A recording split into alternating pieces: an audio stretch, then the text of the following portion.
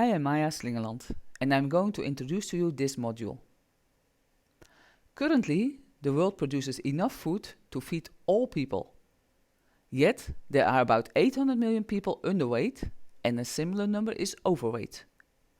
So, food security is not only about producing sufficient food, but also about access to food. Between and within continents and countries, we see huge differences in food security levels. But even between family members within households, we find the highest number of food insecure individuals in Asia, but the highest percentage of food insecure in Africa. However, in most countries on these continents there is sufficient food available.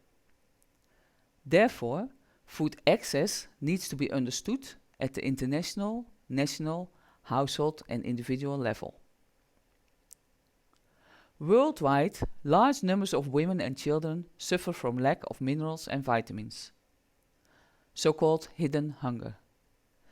This reveals that their access to food is not balanced with their physiological needs. The number of people suffering from hidden hunger is much larger than the number suffering from hunger. So there needs to be access to nutritious food. To determine an adequate diet requires some knowledge, but in general, more diverse diets have higher nutritious value. Availability of nutritious food items in the market is determined by a number of actors. These actors may change food quality by processing and may affect food pricing. Higher price may go hand in hand with higher quality of food, but this is not necessarily the case. Expensive snacks may be less nutritious than a piece of fruit. Food access through purchasing power is important. In the same street you may find beggars eating from the wastebaskets and people enjoying their food in 3-star restaurants. The absolute price of food in developing countries may be cheap compared to that in developed countries, but the food may still be relatively unaffordable for the people living there.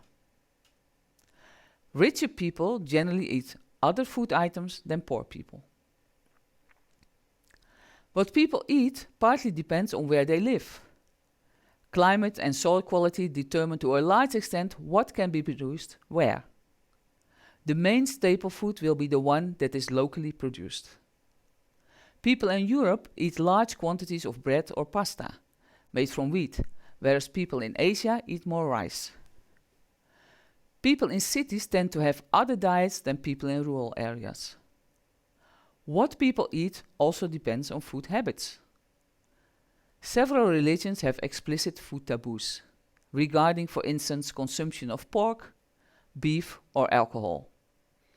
In many Western societies, people would refuse to eat dog or cat meat, as these are considered pets. Food habits and diets change over time.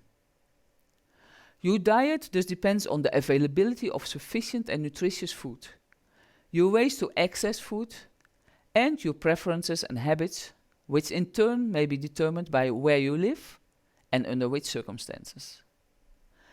This week we will introduce to you the issue of food security and food access and the reasons why food access is important. To apply the concepts, you will be looking at what is on your plate and asking yourself the question, who and what decides what is there and where did it come from? At the end of this week, you will understand the concept and importance of food access as a pillar of food security. You will be aware that there are many actors that may somehow decide what is on your plate, and you will understand how access to food differs in time and space.